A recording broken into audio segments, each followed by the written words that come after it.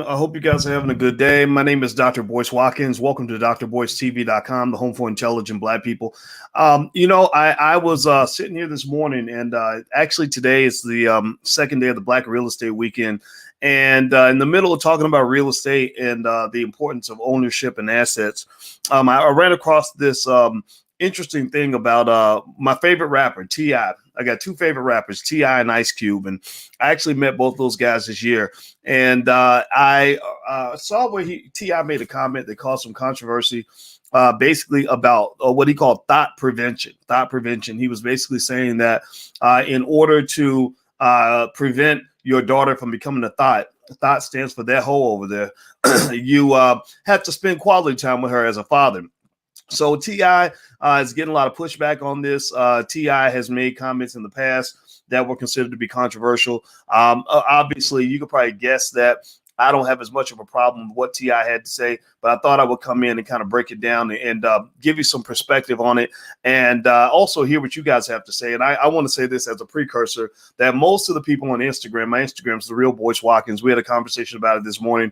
The overwhelming majority of you think that what T.I. said is okay. So if you agree or disagree with T.I., put agree or disagree in the chat, and we're going to get started. And let me go ahead and let us get set up right now.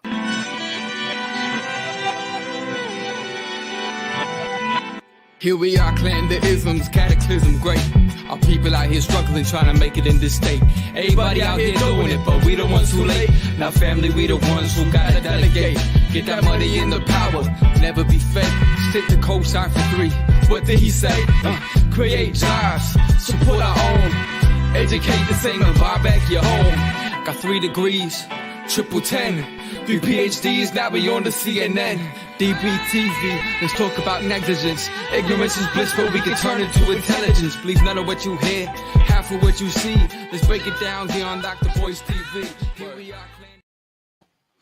Hey, what's going on, guys? My name is Dr. Boyce Watkins. Welcome to drboycetv.com, the home for intelligent Black people. And I'm just going to say this, when it comes to T.I.'s comments, this whole thought prevention kind of thing, I've never heard that term before. It looks like most of you actually agree with him. But what I want to do is make sure we have a voice for everybody who agrees or disagrees. And I think it's important to talk about this. Well, why? Well, because our daughters matter, our families matter, Black fathers matter, Black men matter, and people should be listening to Black men as much as we listen to Black women. I think that I honestly believe that white people don't want you listening to Black men. I believe that racist people in this society want Black men to be dead and exterminated and not have a voice. And this is why I'm talking about this topic. This is why I jumped in on this issue, because as I told you 1,000 times before, I've mentioned this a million times, that family is directly related to wealth. T.I.'s show is called Family Hustle, The Family Hustle. Well, why is it called The Family Hustle? Well, because families hustle together. And if you're hustling together, then you take care of the other people that are part of the family hustle. Give me a yes or no if you understand what I'm saying. Now, hit the thumbs up button, share, subscribe buttons. I'm bringing one of our guests for today, Mr. T. Khalik. T is a Black man who has a lot of great things to say. Important things to say. Tariq Abdul Khalik, I should say the full name. And how you doing today, brother? Hey, excellent, man. Thank you for having me. Yeah, I'm glad you're here, man. Glad you're here. So let's just jump right in there. Okay, so the rapper T.I. makes his comments about thought prevention, and I'm gonna read some of what T.I. said, and then eventually we're gonna show the clip, because one of the things media doesn't do is they don't give brothers an adequate voice. Like, they don't actually let you hear everything he's saying. They don't try to put it into context. They just want to try to shape you and mold you into what they want you to be before you even get a chance to explain what you're trying to say. And I remember I went through that when I said that maybe we shouldn't be paying Lizzo to go promote obesity, diabetes, heart disease, and death to Black people. And of course they didn't ask me why I said what I said, or they said, they didn't say, like, you're a professor, like, can you explain what you might be thinking, that maybe you might actually be smarter than the rest of us? They didn't do that. They just tried to make me into like this cartoon character, this stereotypical Black man who hates Black women. And my response was, fuck all of y'all, because that's just not the case. And actually, Lizzo even agrees with me, because you see now that Lizzo is talking about being healthy. And what are they doing? They're yelling at Lizzo, going off on Lizzo. Like, what do you mean you don't want to be obese? What do you mean you don't want to die from COVID? What do you mean you don't want to have a heart attack? Man, these people are crazy. They're stupid. So anyway, let me go ahead and read what T.I. said, and then I'm gonna let you respond to this. So basically, he was doing an interview, and he was speaking with a brother on his show, ExpediTIously. I guess he was talking to 21 Savage, and he says, basically, he says because sons can't get pregnant, you can't keep her from running into one of them. Well, one of them niggas. I'll just say it. Me and Lil Duval call it THOT Prevention hours. Keep your daughter off the pole. You spending time going to daddy-daughter dances and taking her on trips where it's just you and her. Those are THOT Prevention hours.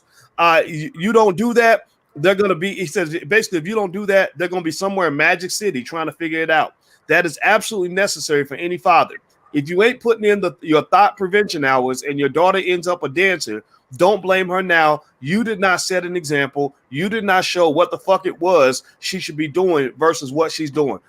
T, give me your thoughts on that. Well, I understood exactly what he's saying as a father, because what we have to understand is that we understand that men are biologically stronger than women. So there's a protection mechanism that men have when dealing with women that they don't quite share with other men, because they understand that other men are capable of defending themselves. This is not to say that it is okay to raise your son to go around sleeping with multiple women, because that's actually detrimental to his mental health and his financial stability. But all he's saying is, just as a man who understands how other men treat women, especially if you are a teenager, you want to be protective of your daughters, because you know how manipulative some boys can be to smooth talk you right into your draws. So he wants to try to prevent that. And no man wants their daughter going to school sleeping with everyone. And just really quickly, if I wrap this up, if you watch the Maury show, this is how dangerous it is when you have a young woman sleeping with a bunch of people. When you watch the Maury show, they will bring in one female, and she's trying to find who the daddy is. And I've seen this woman sleep with a whole bunch of cousins and brothers, a whole bunch of men on one stage, and none of them is the daddy. So it doesn't benefit her sleep with multiple men, because she's going to have to be the child bearer, and she won't even know who her father is for the child. Wow. Yeah. I personally, I'm sorry. I'm not going to say that I think white people are crazy, because that would be an overgeneralization, because, you can't put everybody in one category. But I do think that, when you talk about the culture that's introduced to our people, it makes us insane. It literally makes us insane. They give you the negative and tell you it's positive. They convince you to walk backward and make you think you're walking forward. They literally destroy your life. And then basically, as long as you have a scapegoat to blame it on, then it's okay. Because here's what I'm also hearing, with T.I.'s remark, you could debate whether or not he could have said it differently. I think that the way he said it's fine. It's relatable. People are going to get that. I heard a tone, and I'm gonna play the video in a minute. I heard the tone where T.I. sounded like he was actually challenging fathers to be there for their daughters. He was challenging fathers to spend time with their little girls, because here's the thing, the way the trap they want to put you in as a black man is, and as a community actually, because they trained a lot of our women to hate black men. Right? They trained a lot of black men to hate black men. That's the crazy thing, right? You literally want to shoot into the mirror because you hate yourself that much. And so the interesting thing is, the box they want to put you in is this lack of accountability box, right? And the lack of accountability box, which is designed by the Me Too movement, the radical feminists, etc., is to say, who the hell is he to tell you what you want to do or what you can do with your life, right? It's your body, et cetera, et cetera. But then check it out. So when she grows up and she's swinging on the pole and addicted to drugs and selling WAP to every man with $20 in his pocket, then they allow her to say, well, it's your daddy's fault. It's that black man's fault that raised you. Your daddy wasn't there for you. He didn't spend time with you, and that's why your life is a mess. So at no point is there any accountability, and it always comes back to something that we know happens without any doubt, which is black men kind of get blamed for everything. It always ends up with blame the black man. You blame him for doing the right thing, and then you blame him for doing the wrong thing. You crucify him if he goes left. You slaughter him if he goes to the right. And I say, as a black man, I'm not accepting none of that. I'm not owning any of that. What do you think? No, and I totally agree. And yeah, T.I. is now being called a misogynist, and I absolutely know why he's being called a misogynist, because he mentioned the word thought culture. And yes, in the white supremacist society that we have today, they promote thought culture and I don't want to curse, HOE culture into the black neighborhood, because they don't want our black women to be classy, modern, or anything. They want them to be baby mamas like they are, because they like this family divide and this family separation. All I heard from T.I. was just, fathers, be in your daughter's life to make sure she's doing the right decision. But see, you got these white liberal feminists all up in the black community pretty much saying, fathers, if you don't do your sons the same way, then you can't do your daughters like that. And they're not understanding that there's a biological difference between men and women. Females are the weaker sex than males most of the time. Therefore, they require the most protection. And when a woman matures, when she looks for a man, she's looking for a strong man to protect her, not a weak man. So it's like they're throwing away the biological argument and pushing this cultural degradation argument into the black family. Well, everybody who just came in, I'm speaking with Tariq Abdul Khalik, and we're talking about the rapper T.I. And the rapper T.I., had a little bit of controversy this week. I don't think it's heavy controversy. I doubt if Tip is worried about it. I know I'm not worried about it.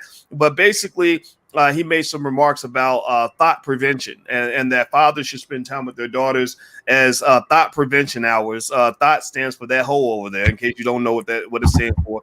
And so I sat around, man, and I thought about it for a minute. And after I thought about it, I said, I thought about the thoughts, and I said, I don't want my daughters to be thoughts. Now it's their right to choose that, right? If they choose to do whatever they want to do, that's their right. But I don't want them to do these things because I wasn't there for them, right? So that thought prevention thing is, if you're a father, that's real. I spend time with my girls all the time to make sure they know that they're loved, to make sure they know that they're valuable. And I'm sorry, in our household, your womb, that black woman's womb, is one of the most precious commodities in the universe, and we protect that. We put value on that. We don't buy into the Cardi B culture that's being promoted by white folks. White people are running these record labels. They're promoting this idea that your daughter should want to give her vagina away for a Scooby snack and a pair of sneakers. Like, seriously, like they literally are trying to tell little girls, like, if he got $20 and he'll buy you some Gucci or whatever, or take you to Burger King, you're supposed to give him some. And we don't do that here. We tell them very clearly that is not an optimal strategy that's going to win for you. What are your thoughts on that, T? Well, yeah, and I was just going to add on to that. It just seems like, because if you look at someone like 21 Savage, he's not the best spokesperson for the black community, but it just seems like every man has this innate ability that they want to protect their daughters. Like, because if you listen to what 21 Savage said, he just clearly said, I just know how we treat women. Therefore, I want to protect my daughter from us. And I understand, because, he may grew up rough. And if you're a little child and you're growing up in a broken home, especially as a young man, because I know how it was for me, even though I wasn't raised in a broken home, I know how it was around young boys. It was a lot about sleeping with young girls. It was a lot about finessing them just to get in their draws. So you understand that as a young man coming up, and you don't want the exact same thing happening to your daughter. So it doesn't even matter if you was raised in a broken home or not. As a man, you know how it is. So yeah, I totally agree with them, and they're just trying to shut them down just because it's two black men trying to protect their daughters and not promote the thought culture that white supremacy want our women to be. Yeah, well, what I'm gonna do is I'm gonna play T.I.'s clip. I got it on my Twitter. My Twitter is the real Boyce Watkins. Or sorry, Dr. Boyce Watkins 1. That's my Twitter. So what I'm gonna do is actually share this video so you can actually hear Tip's own words. We're gonna do something that white media doesn't typically do, which is we're actually gonna hear from the black man as opposed to actually paraphrasing what he said and interpreting that for him. So let me go ahead and play this. And by the way, I met Tip once, and we're not friends. I do know Killer Mike and David Banner very well. So anybody who's listening who knows T.I., to let him know he's always welcome to come in here to Dr. Boyce TV anytime and defend himself. So here we go. Let's play this. Here we go. I feel like as a man, I'm just naturally more overprotective of my daughter than I am of my son. That's also true. This is also true. I don't know why. I don't know what it is. I feel like it's because it's men. We know how we do women. Because sons can't get pregnant. That too. But it's like sons can't get pregnant. But we know how we treat women. So I feel like I just don't want my daughter to ever just run into one of them niggas. But you can't keep her from running. Nah, you can't keep her, but I want her to know how to feel real love so that she know how to discern what's the difference between the two. Yeah. See what I'm saying? Absolutely. I think that's key. That's key. Being able to motherfucking provide the, you know what, me and Lil Duval call it THOT Prevention hours. You gotta put in them THOT Prevention hours. Keep your daughter off the pole. You know what I'm saying? So you spending time going to daddy-daughter dances and you taking them on trips where it's just you and her. Those are THOT Prevention hours that you're putting in. You got to do that. Yeah, don't do that. Well, I gonna be somewhere in Magic City, man. You know what I'm saying? Trying to figure it out. Yeah. So that is absolutely necessary for any father. If you ain't putting in your THOT Prevention hours, then your daughter end up or down. So don't blame her now. Don't look at her talking about, oh, you motherfucking hot ass. No, nigga. You didn't set an example. You did not set an example. You did not show what the fuck it was that she should be doing versus what she's doing. Okay. T, what's your take on what you just saw? You know what's so crazy is that all they're doing, because we have a fatherhood problem in our community, and all they're doing is just telling the black community, especially black men, that they're speaking directly to black men to raise your daughters. We keep complaining about hoes and thoughts, but we don't want to raise our daughters at all, and we always complain about the aftermath. And what's insane is that out of that whole snippet that you just played, the only thing that they're focusing on is him saying THOT prevention. It's almost as if he's trying to control women. It's like everything else, they don't even care about it. It's like that. I don't know if it's Patrick Henry or John, one of them. Well, they made a quote that says, "Give me liberty or give me death." Now, in this day and age, the media that we have, they will focus on the "give me death" part and not the "give me liberty" part, and they will call him a suicidal. He's promoting suicide. That's the exact same thing that they're doing with T.I. Forget everything that he said. Focus on what the word thought is, because when men use the word thought and hoes, they're shaming you, women. They're trying to control you, and we shouldn't let men control you. You are free. That's exactly what's happening right now. Well, I'll tell you what. I personally think it's okay for us to start really like going out of our way to ignore other people. Especially crazy white people and crazy black people. Just ignore them. I mean, because these people are crazy. These people are stupid. Their lives maybe they're not happy with their own lives, so they want to ruin your life too. I think that we can, as black people, because our melanin, I think, gives us natural intelligence. We can distinguish between the rightful pursuit of women's rights versus just the insanity of radical feminism, right? Like for example, anybody ever heard this? Give me a yes or no if you ever heard this, where they would talk about free bleeding. Anybody ever heard of free bleeding? You heard of free bleeding? Where they believe that women shouldn't have to wear maxi pads and tampons, and they should let the blood just flow down their leg. Like that's the real shit. Like there are people that really believe that insanity. Or what's another one? So I'm sorry, ladies. I love you, but if you show up with blood running down your leg, I'm gonna tell you to take your ass to the bathroom. I'm sorry. They call me whatever. Or another one. Let me tell you this, T. They also, because I study white people very closely because I like to understand where some of this chaos comes from. And I read 100 years ago. I don't know if you know this, but 100 years ago, the feminists did not. They hated having curves. Right. This is a section of them, not all of them. Right. Just a section of them. They hated their curves, and so what they would do is they would strap cardboard around their bodies to keep their boobs pushed in, and they would do like exercises so they could have a straight body like a man. And I'm like, are you serious right now? Like, why would you want to be a man that, because I got a woman, I love her curves. She got that got my attention. Right. So I just really think some of these ideas are insane. We ain't even got to Margaret Sanger and black extermination agendas with Planned Parenthood, right? So some of this stuff is just flat out crazy.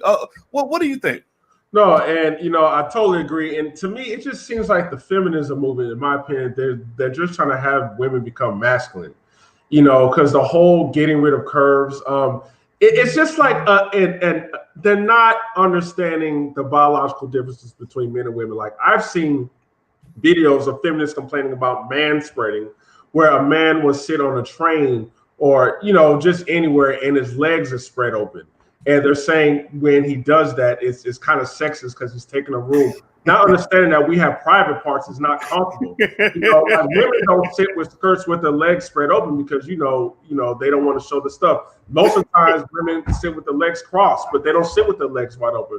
But yeah, it's just an understanding of the biological differences between men and women. And they try to use some pseudoscience by saying this is all socialized. Okay, we're socialized by the media to think this way, and they never put a scientific element behind it. And yeah, that's just causing a lot of confusion, brother. Well, I think it's insane. And by the way, I want everybody to know I'm talking to Tariq Abdul Khalik and on the blackbosschannel.com. The blackbosschannel.com was created for black men, and it's a place where black men are heard and listened to. You have to be a black man to be on the channel. So yes, we do have that restriction there. Just like with Fly Nubian Queen, we support that you have to be a woman to be on Fly Nubian Queen because we must listen to black women. And one of the things that makes black people special is that we still believe in family. We still believe in loving each other. Those of us who have some sense, who haven't been infected by these other ideas, because these crazy ideas will infect you like coronavirus. So if you support black men, you love black men, you want to hear what black men have to say, or you are a black man, subscribe. Please subscribe to the blackbosschannel.com. This is the only place you're ever going to hear conversations like this, right? This conversation is not allowed in mainstream media. CNN is never going to have this conversation. They're going to have Don Lemonade come on there and basically say T.I.'s are sexist and T.I.'s and black men need to evolve. And, it's just a stupid nonsense. So let me dive into this a little bit, T. I want to ask you about this, because I think one other part of manhood and I believe masculinity, I'm a believer in that, is accountability, right? Accountability, and you and I think are similar in the sense. And I'm not gonna speak for you. I want you to speak for yourself for sure. But I've seen you hold men accountable, just like you've held women accountable. And one aspect of accountability is that there are people who would say, when you look at the history of hip hop and you look at black men's role in the perpetuation of what amounts to nothing less than complete disrespect for black women, it's almost as if there's like a guilt factor that you're picking up, like 21 Savage kind of hit on it. I saw T.I. kind of mentoring 21 Savage. It sounded like a younger guy talking to an older guy. He wasn't as articulate with his ideas. T.I. was clarifying his ideas in his own way. T.I. is a very intelligent man, and he's basically talking about the importance of fatherhood and protecting your daughters. But we know what hip hop, we know the message that gets spread, right? Women are bitches and hoes. Like we do whatever we want to women. I've listened to T.I.'s lyrics very carefully for a very long time. Women are not given the regard they deserve in some of those lyrics. So it's almost like you wonder if it's like a guilt factor, or maybe not even just a guilt factor, but almost like the best person to explain to you how to not get robbed is somebody who used to rob people for a living. Right? Like, let me show you how to make sure that you protect your money. Can you kind of speak to that a little bit in terms of the accountability factor that would be legitimately applied to what's been going on in hip hop? Yeah, absolutely. Yeah, absolutely. Especially if you've been rapping about, B's and H's, and then you have a daughter yourself. I believe 21 Savage is having an internal battle right now because he even admitted he knows how. He said, I know how we treat women. So he's having an internal battle. And yes, a lot of our hip hop artists do have to be accountable for that, because when you have daughters, do you want your daughters to be treated like how you rap about?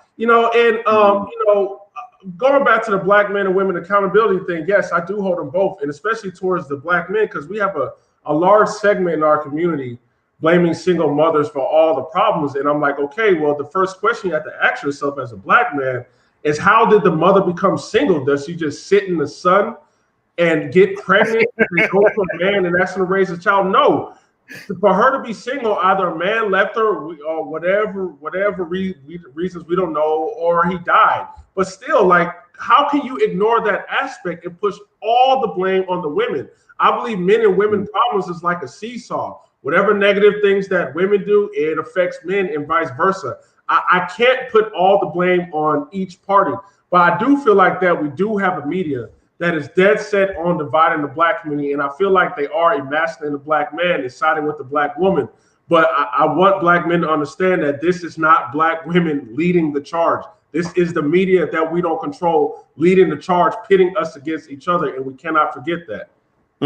Well, you know, I agree with you. And by the way, I'm talking to Tariq Abdul-Khalik. We're talking about T.I., the rapper, and his comments about thought culture and basically this idea that that you want to spend thought prevention hours with your daughter in order to keep her off the pole. And so T.I., a guy who goes to Magic City a lot, I assume he's had a few trips to Magic City. You know, he kind of says, look, I don't want my daughters in Magic City. So it's an interesting kind of conversation, because it's almost to kind of say that, and I wonder if you could speak to this, because I remember Snoop kind of alluded to this. And again, Snoop, I mean, you know, you can't ignore, you know, I mean, we go to a war show with women on leashes. If I was a woman, I'd be deeply offended by that. Even if I wasn't in that category, I think that there's a legitimate critique on that, right? But I remember Snoop as he was trying to sort of explain it, and he was in his 20s. So in your 20s, I think that you're kind of going along with what's popular, but you're still confused, like 21 Savage, very confused. Like, okay, I'm doing this because everybody else is doing it, so it must be right because everybody's doing it, but it doesn't feel right because it ain't right. Right. And you have to become a grown ass man to realize, like, no, I'm not following the crowd because I don't care if a million people are doing this. It ain't right. Right. So Snoop said something like, where basically when he said we don't love them hoes back in the day, that was the saying that made him famous. Almost like when 50 Cent said, I got shot 9 times, and that's how he built his whole career. So Snoop used to say, we don't love them hoes. That made him famous. And they were asking him, they were challenging him on that. And he said, well, you know, every woman is not in that whole category. You know, that basically we got the hoes and we got the women. And it seemed like he was implying that they treat women differently based on the circumstances. Now, here's the thing, right? On one hand, it sounds like you're kind of justifying something that is hard to defend, very difficult to defend. On the other hand, though, it does reflect a reality that, you know, that people get treated differently by how you present yourself. And I teach this to my daughters. I tell them all the time, you teach a man how to treat you.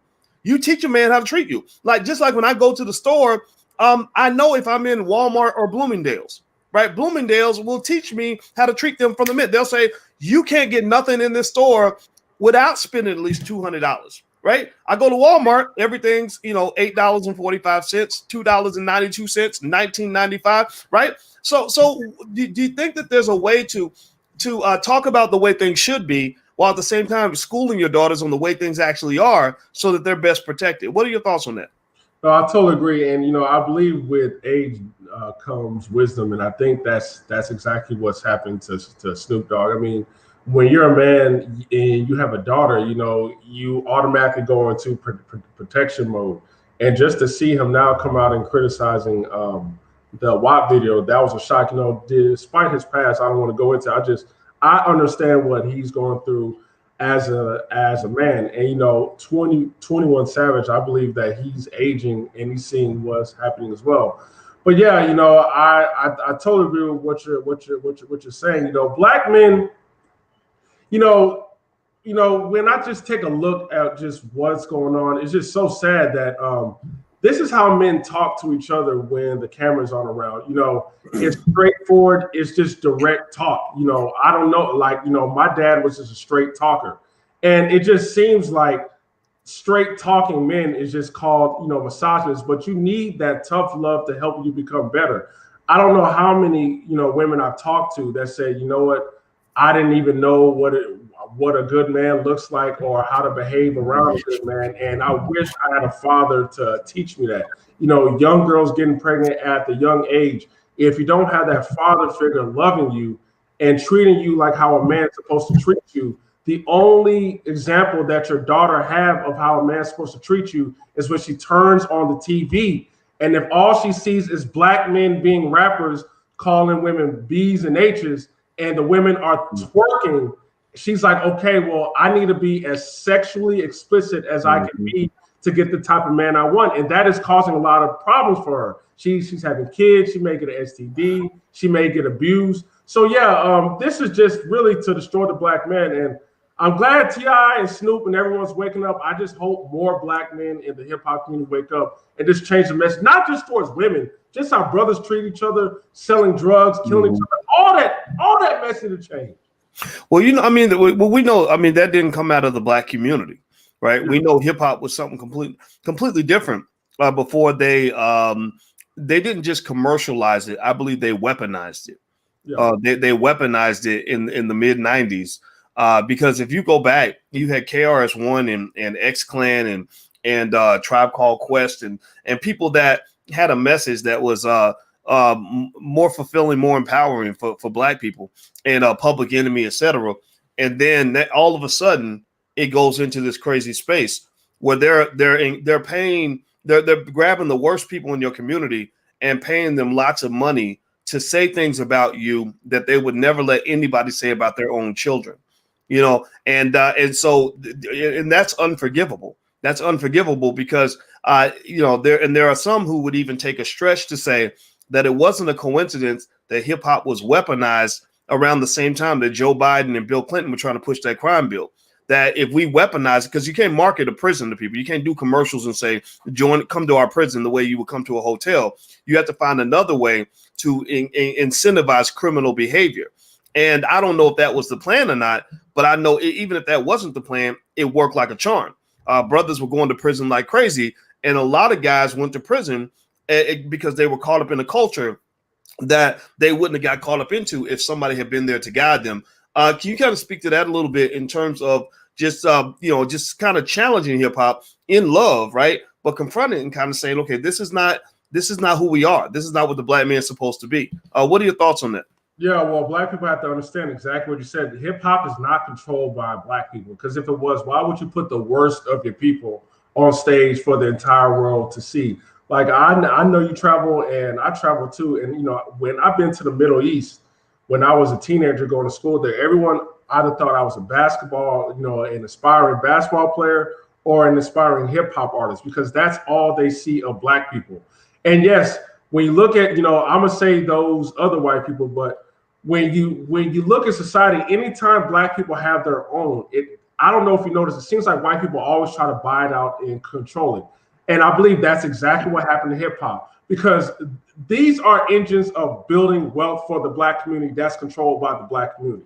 And that can be a problem, because then we can become self-sufficient. So to stop that, you must control it. So yeah, you got a lot of big white execs, you know, buying off record labels, buying off black people, just so that they can control it. And yes, they're not going to put, this is black people, they're not going to put your most intelligent black hip hop artists, okay? Because they understand that they influence your kids, and they don't want you to compete, especially black men. Look at the black rappers we have. They have red hair, gold teeth in their mouth. You know, they're very uneducated. They're fighting. They're still going to jail, still involved in drug activity, because this is an impression onto your young boys that this is how a black man's supposed to be. And those, you know, piggybacking off of your last video, brother, it's the same thing with, you know, the Negro Leagues in Jackie Robinson. They see that as a threat. So, you know what we're going to do? We're going to buy it out, and we're going to control it, and we're going to control the narrative. And last points, I know I'm running on. This is why you don't even see a lot of black celebrities or in the sports league really just talking about black issues, because they have a white boss telling them what to do. So they only can talk about black issues in the confines that they want them to talk about it in. All right, everybody who just came in, I'm talking to Tariq Abdul-Khalik, and we're talking about the rapper T.I.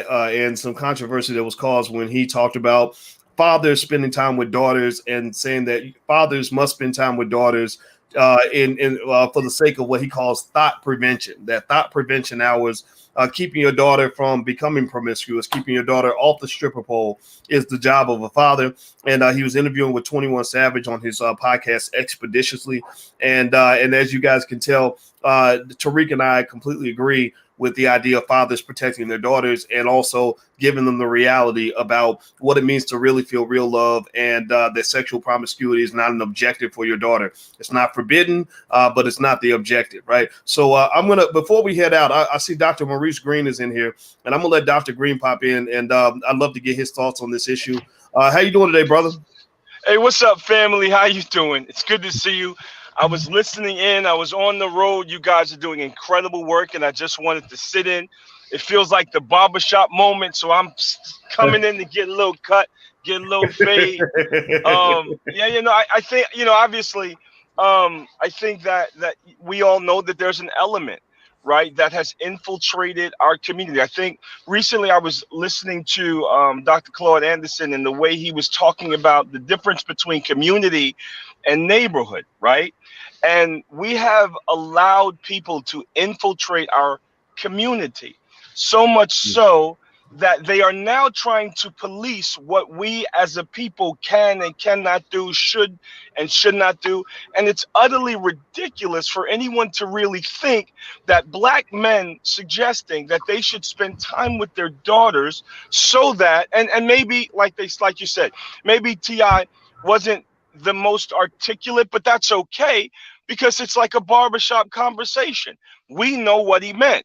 Black men specifically need to spend time with their daughters so that their daughters can get to know what real love feels like, what healthy black masculinity is, so that they can make better choices and understand the difference between what real, genuine, masculine, healthy love feels like and what some men in our community are trying to do in terms of trying to get over on you. So for people to jump in there and say, oh, he's this and he's that, it's again, we have to be very careful and very mindful to understand that this is not our people, right?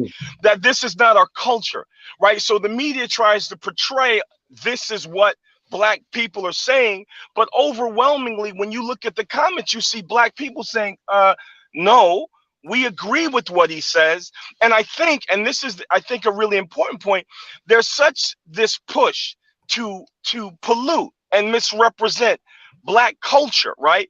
So much so that it's, I think what we're starting to see is black people coalesce in ways that they didn't expect. Right. So now you're trying to push this culture like, hey, black people, hypersexuality and violence. And now you have wonderful channels like this and great swaths of black people standing up and saying, wait a minute, that's not us. And so I think what they're going to end up doing is causing a greater movement, like Dr. Clenora Hudson Weems, who talks about, like, has a concept of Africana womanism, right? That talks about the coming together of the family, black men, black women coming together to fight for our children, not this my gender versus your gender. It's this idea of black people as fighting for our families, for our people, for our reputation, for who we really are. So I think it's just monotonous and ridiculous for the elements that have infiltrated our communities to try to voice these positionalities like, oh, this is what black people think. Because because of channels like yours, we're able to get on and say, oh, no, wait a minute. That's not us. That's not where'd you get that from? Because we should start identifying the people that are saying this. Oh, he's a misogynist. He's a what? A black man talking about taking his daughter to daddy-daughter dances? You're attacking that? Really? That's where we are now? Like, I think the artist, is her name Lizzo, right? Suggested that maybe she needs to lose weight and be a little healthier. And then there's this element saying, no, you can't do that. That's body shaming or some ridiculous. It's like we're at the point now where we're looking like y'all have lost your cotton picking minds. Like, what are you talking about? A woman wanting to be healthy, is you fighting against that? Or a black man suggesting that he wants to fight for his daughter, protect his daughter? Y'all attacking him? What y'all all are in essence doing is revealing who you are. And we are identifying you, we see you, and we are standing firm to say, you don't represent us. You are not us. You know, like that movie, what is it, Lion King? You're not one of us. You're not. Get up out of here. All right. Well, I love that. Thanks for that, Dr. Green. Dr. Maurice Green is the head of the Black Doctoral Network, which is the largest organization of Black doctors in the country, at least the largest that I know of. And I'm glad you're with us, man. And also we have Miss Roe, Miss G. Am I able to call you Miss G so I don't mess up your name every time? Is that okay, Ro? Yeah. Okay. Yeah. Okay, Mrs. G. And so you have I can only imagine what you would have to say about this. So T.I. is getting a lot of backlash because he's talking about the importance of protecting your daughter, basically, from what he calls thought culture, that you do daddy-daughter dances, you spend time with her, you have conversations with her, so she knows what it feels like to be loved. And he's getting a lot of backlash from mostly the liberal crowd who feels that he's being misogynistic and things like that. What say you, Ro? I just want to say hi to everybody and thank you for accepting me here on your panel, even though I'm coming in afterwards. But the other thing that I want to say is I am just so disappointed that people who know that they're losing are trying to bring people down with them. What we're looking at is a lot of single mothers, mostly, and even single fathers who don't want to admit that their lives have been thoroughly downhill because of their inability to stay chaste. And so what they're doing is causing their convincing themselves that their daughters can do the same thing. And that in order for them to do that with their daughter, they have to convince themselves that what happened to them is okay. And so they try to repeat it in order to cover it up and never have, once again, accountability. But what we're really looking at is the fact that they're trying to sacrifice their daughters because they need therapy. We don't have women who have grown up with fathers and who understand masculine protection. We have like almost 100%, and I really, really urge people to understand why we are almost 100% a mother-led society. Because even in our culture, when you have men in the home, they're usually ran and bossed around by the Black woman in the home. So we don't understand masculine protection. We view it in our culture as control. So we have a bunch of women in our culture from many, many generations who are now trying to encourage that behavior in their own daughters. And so when T.I. comes along and realizes that he does not want to do such a thing, because he understands that from a man's point of view, there is something that is instinctively going off in a man's head when he's looking at a woman as being either a thought, a jump off, a girlfriend, or a wife. And men are like in seconds going to determine what category they're going to put women in mentally based on their actions and their appearance, right? So you have this happening with all men on earth, not all males, but all men on earth view women in this way, and other men know it. And the women who come from these mother-led homes do not understand this. So what the men are doing is saying, listen, in our man culture, because I'm a cultural expert and I want people to understand, a lot of men do not have the verbal ability to express what they want, what they feel, because masculinity is mostly what you feel. It's not always able to be completely expressed. So what I am trying to do is be the translator. That's what I do a lot for the men. I translate, and I want people to understand that men view wifeability in a certain level, in a certain range based on categories. And those categories include class and grace, family status, submission, selflessness, intelligence, nurturing ability, family background, peacefulness, domestic skills, and chastity. And every man on earth knows that if their daughter does not fulfill these categories, she cannot be a happy adult, because happy women need to be wives. because men reserve their best treatment for their wives. So for a woman to be truly happy, we're going to have to stop lying to ourselves. One of the main reasons that I keep joining these panels is because I'm still hopeful that people can start to listen, that we are lying to ourselves and we are going extinct.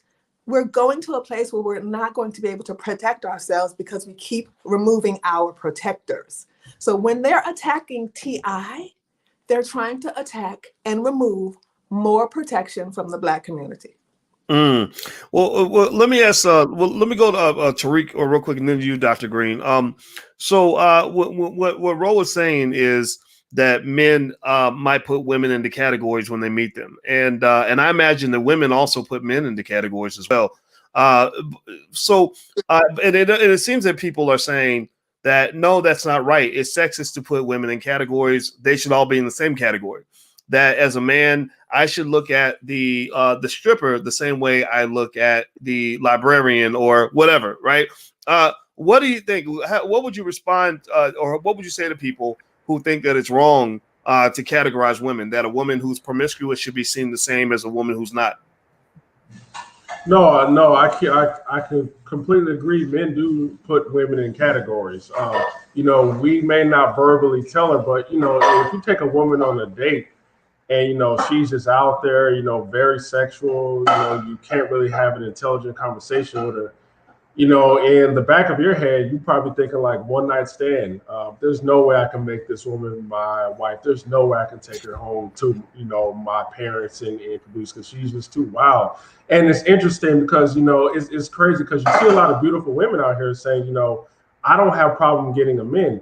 And what they don't understand is there's a difference. Your beauty is always going to attract a man, no doubt. But there's a difference. Are you attracting men who only want to sleep with you, or are you actually attracting men who want to marry you and build a relationship with you? And most of the times, if your characteristics and your mannerisms is very masculine and is not nurturing, most of those guys, it doesn't matter how fine you are, they are just going to want to sleep with you. And just to close this up, it's just interesting because, Black men are just giving women advice that's helpful to them. If we're just talking about a woman sleeping around aspect, like I said earlier, how does it benefit her biologically to sleep with multiple men? Because then she is the childbearer. It doesn't matter. She is going to be the one carrying that child, not the man. He can just bounce. But how does that benefit her? And if she sleeps with too many men, she may not even know who the father was because she slept with so many men. Men, we don't have that same aspect. Yes, if we sleep around with a lot of women, unfortunately, we can get a lot of them pregnant. But still, the child is not necessarily with us. We can just leave. So these things that we're telling women is actually to help them so they don't have to end up in those type of situations. So, Dr. Green, you had something you'd like to say. Go ahead. Let me hit that mute. There you go, brother. Sorry about that. All right, no worries. You got to mute me sometimes. So two things. One, the narrative that women shouldn't sleep with a lot of men because they can get pregnant is loaded, right? Because inadvertently you might be suggesting, and I'm not saying you are, but it's easy to take that to say, oh, men could sleep around a lot because we can't get we can't get pregnant. And then you're weighting getting pregnant versus getting someone pregnant, like because they could leave. I think that's problematic. I mean, I think we maybe another time can delve into that, because promiscuity, as we look at it, if it's problematic for the woman, it's problematic for the man. So that's just, and I'm not saying you were saying anything any different. I'm just clarifying my positionality, right? But the other thing I wanted to address is this. One of the things that they're trying to do with the TI piece, right, is the powers that be are trying to suggest that you can't change, right? You can't develop. You can't mature. You can't move to a different place emotionally, psychologically, because they're saying, oh, T.I., he had these lyrics. And if you want to hold them to those lyrics, you could suggest that T.I. is the promoter of these kinds of behaviors, right? So he's the cheerleader, and you're losing one of your cheerleaders. It's kind of like Snoop too. You're saying, no, Snoop had them lyrics and he's the cheerleader for this kind of activity, right? And when these black men grow, mature, learn, and show a different side of themselves, a more mature side of themselves, there's a population that's saying, no, no, no, no, no. You can't change. You can't say that there's something wrong with it. And one of the reasons is because it also reflects the fact that men grow, change, develop over time, right? And you can't lock us into that box. And showing the dynamic development of masculinity and black men is problematic because we want you to be one way: thug, gangster, murderer, hypersexual, whatever it is. And that's your mantra. But when those people turn around and say, wait a minute, I've had an epiphany. I was wrong. That's crazy. I don't want to do that anymore. Now we got a problem. So I think that we have to really look at the ways that they're not letting these people who have had questionable past, if that's how you want to describe it, to come to themselves and say, you know what? I was wrong. And I think we've got to let them take these positions and show the multiple developmental aspects of black masculinity. Yeah, I was saying we don't love them, you know, whatever's. And like Sister Rose said, she said, well, you know, y'all didn't really love them, you know, to be totally honest. Like she brought that down right down the avenue. I'm just saying that they try to keep black men in a box and they won't let you be anything else. And these new conversations that these men are having is upsetting to the apple cart of putting black men in a very specific box. Okay, Ro is sipping either her water or her wine, and I think she's trying to clear her throat so she can respond. Because I saw you shaking your head, Ro. I need a glass. Wait, please take it. There you go. So all right. So both of y'all clear your throats because I can imagine we're gonna have a little debate here. So Miss Ro, what say you in response to what Dr. Green just said? Well, first of all, I want to say that again, males cannot possibly be men until age 35. And we need to remember that men and women cannot biologically be the same. A male may actually turn 35 and still not become a man. You know, in African culture, you have to sit at the child's table and you do not get an opinion for important decisions made within the family until you are married. So we need to understand that getting back to our roots can save a lot of our problems and cause us a lot of clarity in this confusing, you know, bubble that we live in. When we see males do things that they're expected to do at younger ages, and then we try to say they can't do it because women can't do it, we are now trying to blend things as if we're liberals. And we're not liberals, we're Africans. Men need to sow their oats before marriage. A woman should not marry a man who has not sown his wild oats before marriage, because then she risks him seeking variety for the rest of their marriage. And that is not what any man wants for his daughter, to have her husband seeking variety. You want a man to have all of that out of his system before he's married to your daughter in reality. Wow. Okay. But Dr. Green, I want you to take the floor. Okay. You know what I love about Ro coming in is because Ro, she's speaking from, you know, she lives in another country, and she's saying things I've heard a lot of people say behind closed doors, but we're not allowed to say that anymore in America. Dr. Green, go ahead. Your response. So no. Again, I think this speaks to the diversity of black people, right? So I'm not saying that she's wrong, right? Because I wouldn't position myself to fix my mouth to say that. I'm saying for me, I'm not really co-signing men running around throwing it all over the place to sow their wild oats. I think while they may do it in other cultures and maybe even in our culture and other countries, it's not something that I would endorse for my son. I think that there are too many things that they could catch. And here's the other thing. So diseases aside, when I think of this, and Ro, this is why I think I see it differently. If I'm gonna tell my son, go ahead and do what you want to do, right? I'm telling them no, or sow their wild, or have sex with multiple. Maybe No. well, maybe I clarify that. So before I Okay. speak, maybe I need to understand better.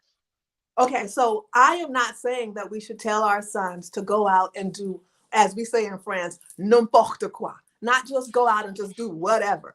We're not suggesting that. We are suggesting a quality plan for our sons to make sure that they feel well-rounded in their sexuality before marriage, and in a safe way that does not create children out of wedlock or disease or embarrassment to the family. This is how royals have done this for centuries. You cannot accept a male to feel satisfied or even to be appreciative of the best quality wife on earth unless he has had something to compare it to. Literally, that's how men are. So there needs to be some, not extreme. I agree that extreme is just way, but there needs to be some. And the other thing is, girls do not need to be, I'm a former girl. We do not need to be sexually experienced. We do not need that. It is not a need, contrary to what people may be saying now. We as girls and young women, what we seek and what we actually need is genuine love. We try to get love. Most of our girls nowadays try to get love through sex. But if we have a father like T.I. or a father like mine, we don't need to try that. And that is the strongest point that we can, focus on today. Well, go ahead, Dr. Green. No, so my response, now that you've clarified it, and this is not my area, so you know how everyone wants to be an expert in all things. So I'll first state that this is not my area. I mean, I've been a man, I am a man. I grew up a boy, so I know some things about that. The only thing that I was trying to make sure that we encapsulate is the suggestion that men should sow their wild oats. I'm taking that to mean they should have relations, as in specifically sexual relations, with multiple people before they get married. And my pushback on that idea, and even if it's not your idea, it is an idea that floats out there in our society, right? My pushback to that is our boys are out there having relationships with somebody's daughter, right? And so we would not want our daughters to be a part of the samplings of some other guy, or while he's sewing. And I'm not saying this is what you're saying. I'm saying to the narrative of, sowing wild oats, we don't want our daughters to be a part of the sampling of some dude. So I'm looking at it from the other side, that I don't want my sons out there sampling because they're sampling somebody's daughter. And I think that when we start looking at these young women and these women as someone's daughter, someone's mother, someone's sister, someone's auntie, like I'm going to get in trouble for saying this, but just hold me and cut this out. I hope it is live, right? They belong to a family. They belong to some, like, they're just not out there for us to sample. That's somebody's sister. And when we start thinking about that's someone's daughter, I think we move differently, we treat them differently, and we're not so ready to try to get in their pants, because there's so much more than the sampling of my sexual desires. And I'm not saying you're saying that. I'm responding to the idea of boys running out there sampling, because those are people's children. It sounds like a very valid argument, but in reality, humanity does sit at different consciousness levels. You will always have people who insist on being at the lower level of humanity. And those same people have a chance to increase their level of humanity at any time they choose. Roll to your point. I'd like for you to please continue, but I was going to say they've had, wives and mistresses and concubines for 10,000 years. So I don't know if anybody told someone you have to be a concubine or whatever, but it's like it happens. Can you speak to that? Please, go ahead. Yeah, I think that we cannot forget that there is a circle of humanity. There's a circle of life happening in each of us. We see things, we experience things, and we use our experiences to better the world. It's starting with our own family.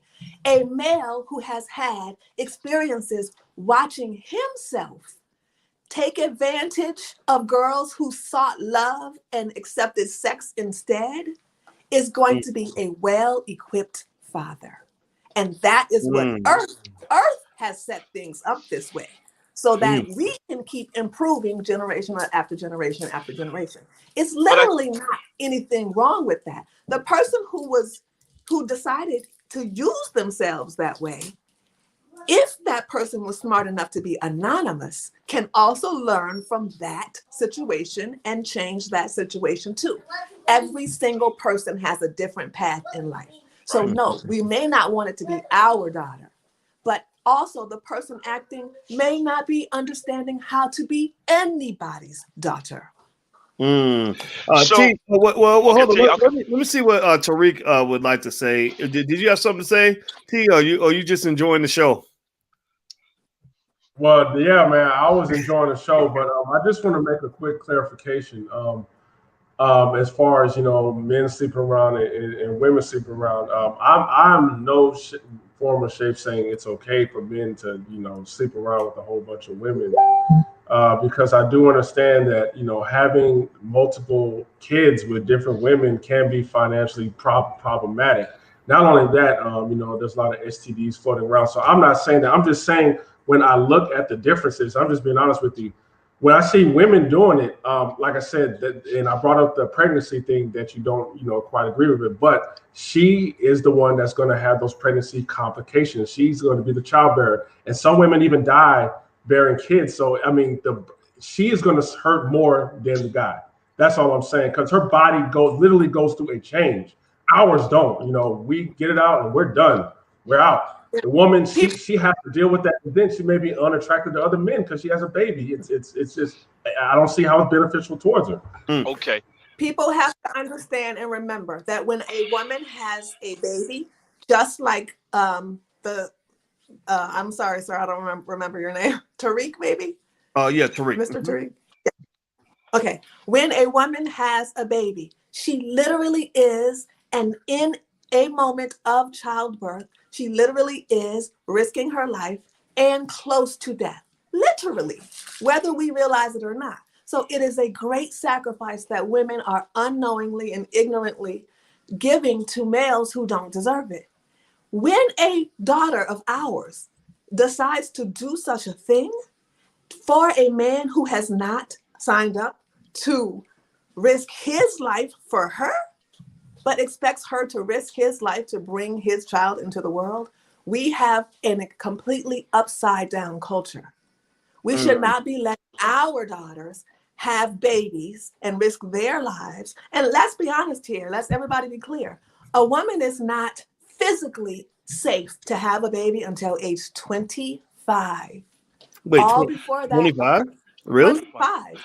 All before that are preparation years. At age 25, the hips literally open. Okay, maybe a few months before for some ladies, but all around age 25. And this is why we have so many women with pregnancy trauma, because they're having babies too early. It's literally something that has happened in poverty and something that needs to stop happening. Okay. 25 is the prime year to have your first baby. So we want to make sure that if people understand that it's already unsafe to have a baby before age 25, but imagine a female making the choice to give birth for a male who doesn't want to protect her with his life under age 25 is even more of a risk. Okay, so Dr. Green, I see you have something you want to say on this. No, I'm sorry. I'm just thinking of two things. I'm just trying to keep wrapped in my head. One, the idea. And I don't know, again, this is another conversation, right? Where when you say we're talking about pregnancies and the impact of pregnancies as if these women don't have a choice after they're pregnant. Like, because the sacrifice, because some people, I think they have wait, a choice. some people use, measures to discontinue their pregnancy, right? Yeah. Like, and it's become normalized in a way that, No, it has not. right, It hasn't. no, I actually, agree with you. They have a choice. It has not become normalized, which is one of our issues here. Black women go through with the pregnancy almost all the time. Well, let me jump in and tell everybody what we're talking about. Some of you just came in. I know that we've gone all around the world. we all over the place now. That's okay though. That's okay. You hoity-toity intellectual black people. What's going on with y'all out here thinking critically? What's wrong with you? But anyway, today we're talking about the rapper T.I., and we started the conversation there. But as you guys know, this is not a platform that focuses on being gossipy about what somebody else said. It's really about elevating our thinking. And basically, the rapper T.I. made a comment about thought prevention, that spending time with your daughter is an important part of thought prevention that fathers should engage in. He said that you go to the daddy-daughter dances so that your daughter isn't swinging on the pole at Magic City doing daddy-daughter dances in a strip club. And a lot of people got mad. Some feminists got mad. I saw some comments on the internet where they got mad. In fact, I'm going to read some of the comments to the panelists. And the panelists, by the way, are Dr. Maurice Green, the head of the Black Doctoral Network, Ro, a.k.a. Mrs. G. I'm going to keep practicing her last name. One day I'm going to be able to say your last name the right way. She runs blackwealthu.com. And Tariq Abdul Khalik, who's a very smart black man who really is very B1, very black first. Hit the thumbs up button, by the way. Please hit the thumbs up button right now. Share button, subscribe, hit the notification bell. We're building black media. We need your help. We need you to help us build bigger platforms so that we can actually have our own conversations instead of letting them have conversations for us. So take a moment, please do that. Now I'm going to read to you all some of the comments that popped up on on Twitter and whatnot. And actually, I'm going to share my screen here and show you all. So this is from an article where they talked about T.I. on, I think it's on Complex. And here are some of the comments. I'm going to read the comments. You can pick any comment that you'd like to respond to or whatever the case may be. So here is somebody says, sometimes I wonder why men talk, because she says TF. I guess she's saying what the F is this? This person says his obsession with his daughter's sex life is so uncomfortable. Like, why does he keep talking about sex and his daughter? Let's see. Here's another one. Let's see. Reverend Josh Miller says, "Dads, don't be T.I." Let me make this full screen so hopefully you all can see a little bit better. Who said that? This guy, Reverend Josh Miller. I have no idea who he is, but he's some guy. I guess some random person on Twitter. Here's another. Let's see. Let's go down. Jasmine the Great says, being present as a father doesn't stop or repel any of the shit he mentioned. I know bitches with both parents who still stripped and make their parents proud with the plans they have in motion. Fuck out of here. Okay. That's from the Ratchet crowd. Kitten says, men think recognizing and admitting that they treat women badly is so revolutionary. Losers, the whole lot of them. Let's see. Let me find one more. And then Kylan Moore says, this is embarrassing. So, and then somebody else says, T.I. is so effing weird. This Hoochie God. Oh, what a great Twitter name. The Hoochie God says, OMFG, this is the dumbest shit I've ever heard in my life. So the Hoochie God says that that T.I. is out of control. How dare you talk about protecting black daughters so that they can't grow up and become a Hoochie God like me? So anybody want to jump in and respond to what you just read? I see Rose shaking her head the most. So ladies first. Yeah. Rose. Go ahead. I just want to say that daughters are not supposed to have sex lives. People have lost their minds. Children are not supposed to have sex lives either, but people keep pretending like children can have a sexual identity when they're not supposed to be having sex. We have lost our minds. And as we say in New Orleans, you have gone pecan. This is totally so out of control that we don't even notice when we are over the limit. Children are not supposed to be having sex. Daughters need to have sex after marriage. Fathers' duties are to make sure that their daughter has sex after marriage. And if a father did not do that for his daughter, He just needs to recognize that it was a mistake that can be corrected with his granddaughters. All of us who have made mistakes do not need to be saying, okay, I love my mistake, I'm holding on to it forever. That's what we have grandchildren for. That's what we have children for, to correct our mistakes, to make sure that we reach generational success. And THOTs do not reach generational success. Okay. Thoughts do not reach generational success.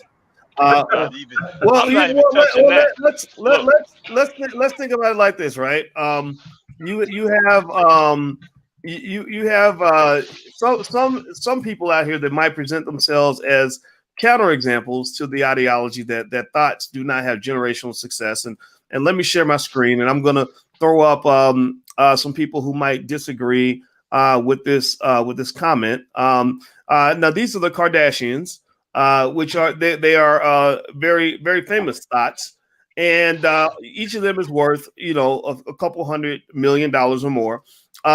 What would you say, Ro, in response to that? If when you say thoughts do not have generational success, and they say, well, we're all thoughts, and we, Kim started her career with a sex tape, and we're all worth tons of money. What would you say in response to that? The first thing I say is we are not European. And the more that we try to remove ourselves from our African roots, the more we are going to ruin ourselves as a people. There is a specific reason why European culture pushes hypersexuality.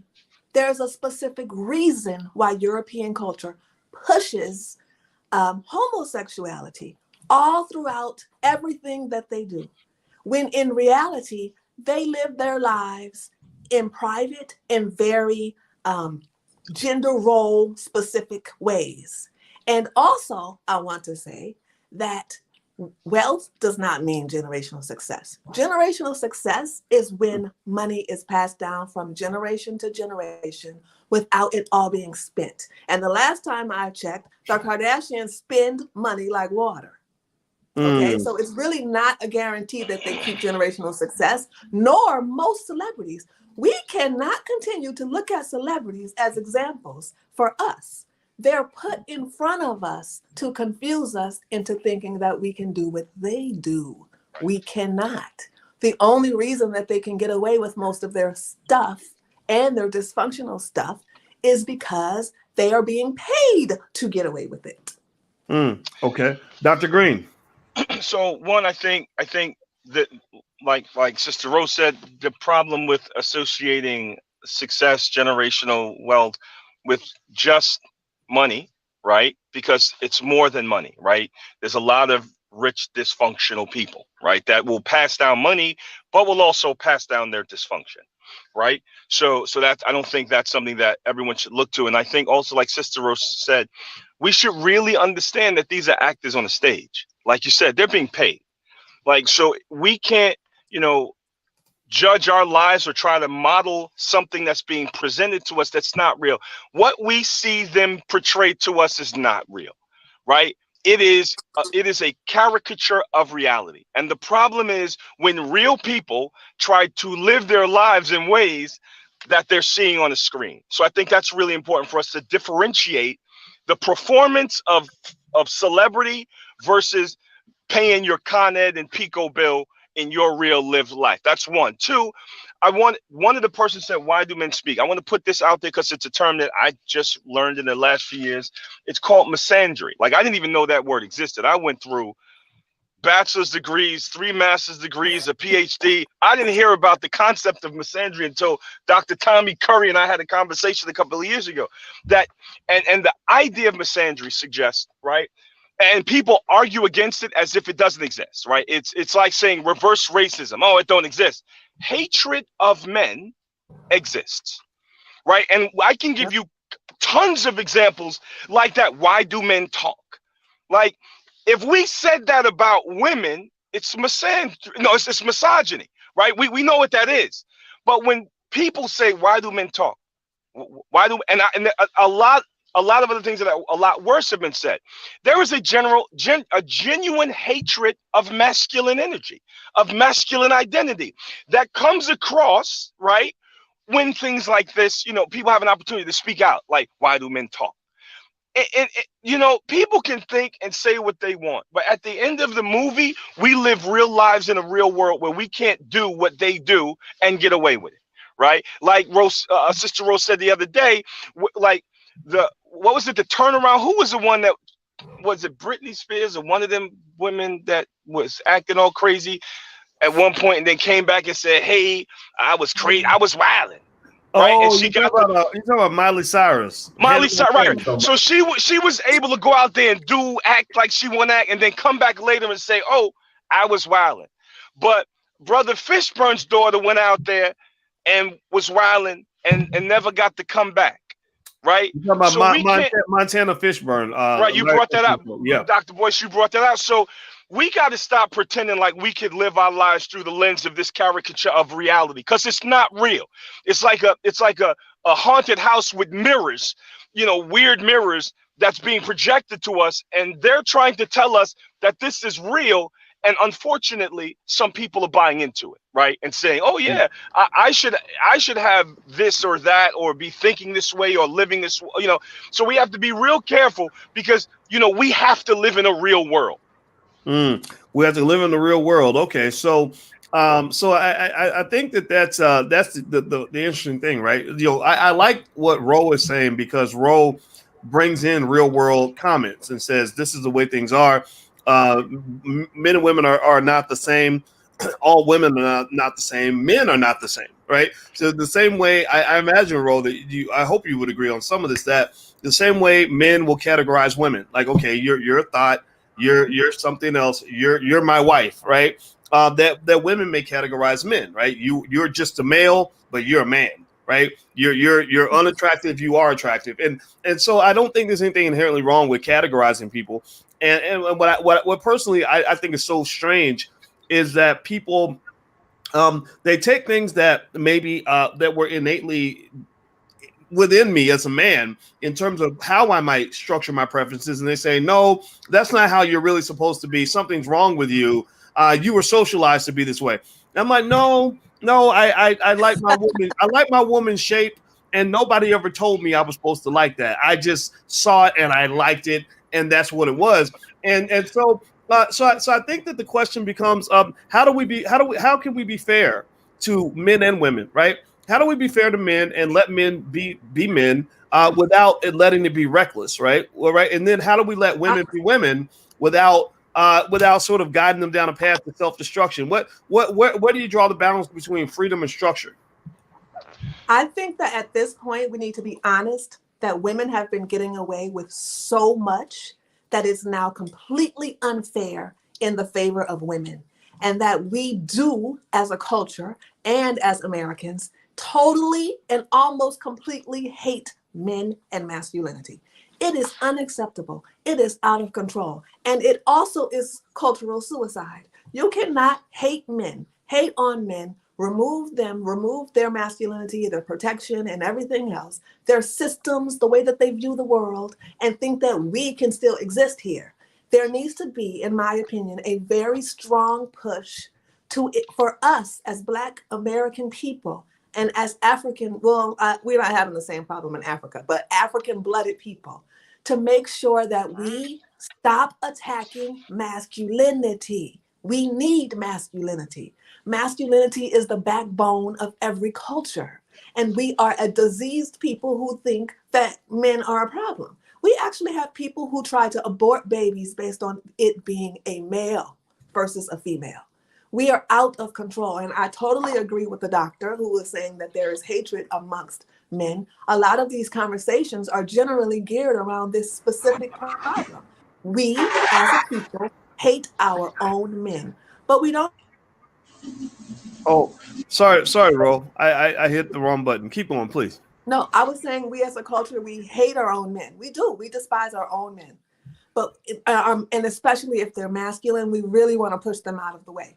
But we do not have a problem obeying and showing up for and conforming ourselves and taking off the bonnet for the other men. Taking off the bonnet. Oh, that's another conversation where you talked about taking off the bonnet for the white man. I think I can't remember who made that comment on one of our previous panels. And by the way, everybody, we do these panels all the time. So make sure you subscribe. And if you like intelligent Black conversation, if you don't, then you should probably go. But that I think it was either you or Faye, or you and Faye together kind of made that point that that a lot of people will disrespect the hell out of a Black man, but then take their bonnet off for a white man.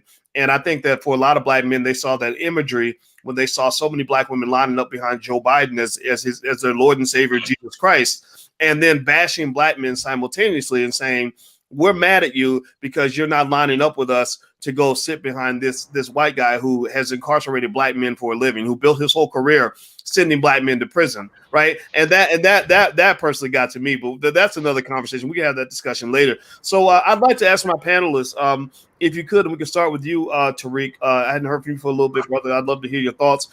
Maybe in like 60 to 90 seconds, if you can give us a closing thought where we can walk out of here as smarter, better Black people. Remember, our goal is to elevate the conversation, not to keep it in the dirt. So maybe elevate us, T, with your wise words. What would you have us walk away with, brother? Well, I believe Black men especially have to keep talking and be unapologetic and unafraid to say what they have to say, because men issue tough love.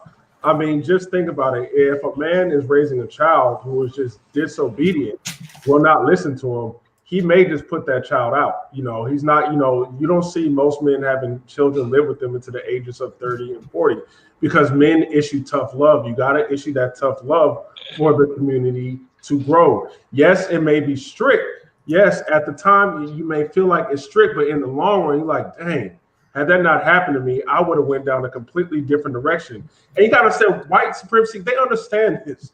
They understand this. Especially men are the rebellion factors of the community. So if you want to rebel against, white supremacy, or just institute new ideas and be strong and firm, you need your men to lead that. If they're silent and they're unable to talk, nothing will change. This is not a sexist comment, but nobody's afraid of a bunch of independent, strong women marching. That doesn't scare nobody, okay? But they are afraid of a bunch of men that says, you know what, we had enough, because we will take action. So this is why they're trying to silence the Black man and his role in the family, his role in wealth building, his role in anywhere, because they want our community to be stagnant. Okay, so I'll go to you, Dr. Green. Your parting thoughts. Okay, so it may sound redundant, but I'll always say this: Black men love Black women. Black men love Black children. Black men love our families, right? So resist the narrative that's been promoted and consistently promoted about who we are, what we believe, and what we will and will not do. That aside, I would like to just encourage all of your listeners and everyone out there to take a look at Dr. Clenora Hudson Weems' Africana Womanism. Just as a theoretical construct, you should really take a look at that, because it is very Black family centered, right? And I think that's something that we need to get back to. And again, thanking you, Dr. Boyce Watkins, for this this great opportunity to be able to share, to think, to communicate ideas that a lot of people may not want to hear. Keep up the good work. I believe it's been an incredible opportunity and a great panel. And hey, y'all take care, be safe out there. And remember who we are, right? Remember who we are, right? Not who the media tries to tell us we are. Remember that the media is trying to promote this idea of what Black people are. And again, that's not us. Stand up, get on your Twitter, get on your Instagram and say, no, that's not who we are. And like you said, Sister Ro, I really think people should take very seriously the idea that we need to have a council of brilliant, intellectual, well thought out people that we can say all together. Well, I'm not saying I'll be on the council. I don't know if I'm qualified, but that we can say as a people, No, that's not us. We're not co-signing that song. We're not co-signing that belief system. That's not who we are. We're not the book. We're not co-signing that book, and be able to recommend things that we can ingest that are healthy, that will help Black people flourish as a people, not as this American individualism that keeps us back. All right.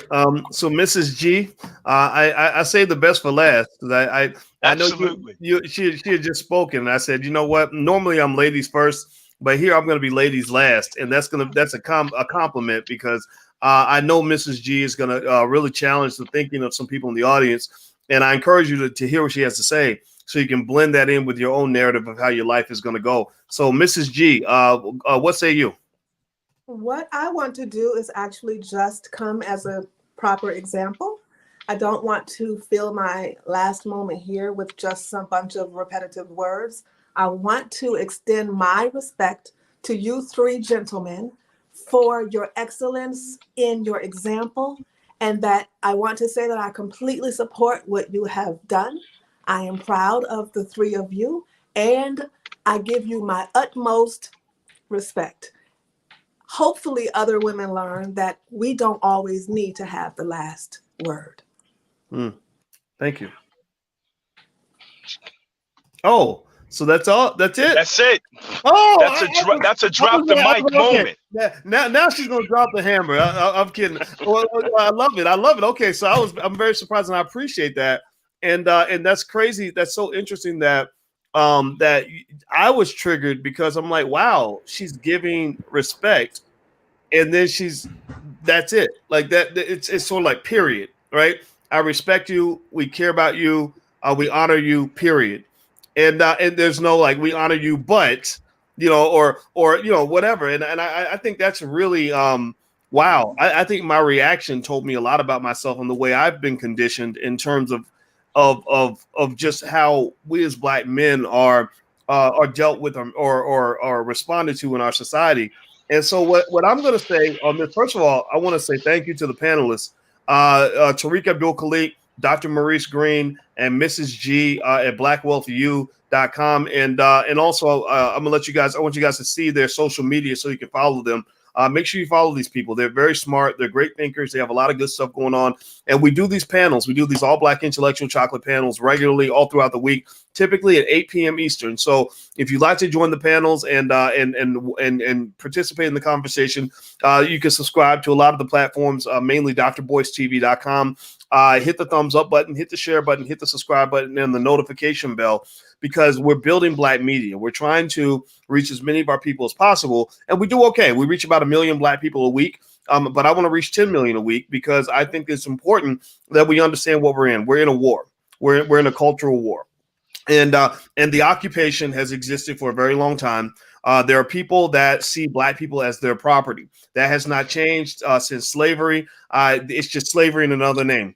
The new slavery might be corporatized slavery, where they want you working for their businesses, or it might be debt slavery, where they want you to go in debt with their universities, or it might be physical incarceration, where we know that in prison, the 13th Amendment still applies, or actually it had the exception. The exception to the amendment applies where slavery is legally allowed according to the U.S. Constitution in the prison, and we know why Black people are incarcerated the most. So a lot of the slavery also translates to intellectual slavery that comes from them educating your children and feeding you media, toxic media every day that spreads this ridiculous insanity like the coronavirus. The virus is not our biggest threat. The biggest threat is the bigger virus of anti-Black thinking and white supremacy that has infected millions of our people. So the point I'll make on this, last point I'll make before we head on out of here, is this. Look, when you talk about masculinity, obviously I think about stories with my dad. My dad was not a perfect man, but he was definitely a masculine man. He actually was a little bit like T.I., actually, a little short, little scrawny dude with a Napoleon complex, like I'll kick your ass, and and he did. I mean, he's a tough man, but it's funny because I think he was extra tough because he's kind of small. But let me say this: my father also had a kind of a standard disposition, which I think is okay for men to understand, especially Black men, because you're at war. And his whole position was, I don't give a F what you think. I don't care what you think. Right. And here's the deal. The reason that's important is because That's what masculine leadership sometimes has to be. If you read Powernomics, Dr. Claude Anderson talks about power. And he says, power is not something that somebody gives you. Malcolm X used to say the same thing. Power is not something that is going to get the applause of your enemies. Like, power is not something that they're going to support the idea of Black people having. Power is something that you take. Power is something that you pursue, and it allows you to move forward with your agenda despite the opposition of others. Despite the opposition of others. Not with the approval of others, but despite the opposition of others. So masculine leadership is necessary. It is a necessary ingredient for Black power. You cannot have Black power without masculine leadership, because masculinity is built on the idea of pursuing your agenda despite the opposition of others, despite what other people think, despite the fact that they might talk bad about you on the internet, despite the fact that they're going to name call and attack and all that stuff. You cannot worry about that.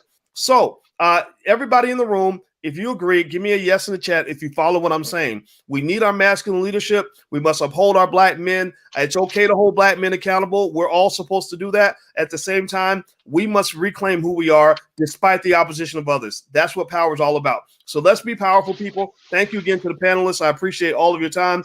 Tariq Abdul-Khalik, Dr. Maurice Green, and Mrs. G, a.k.a. Ro, from Black Wealth U. Thank you, guys. Have a great day. Hit the thumbs up button on your way out. We are gone. See you guys soon. Take care. Bye.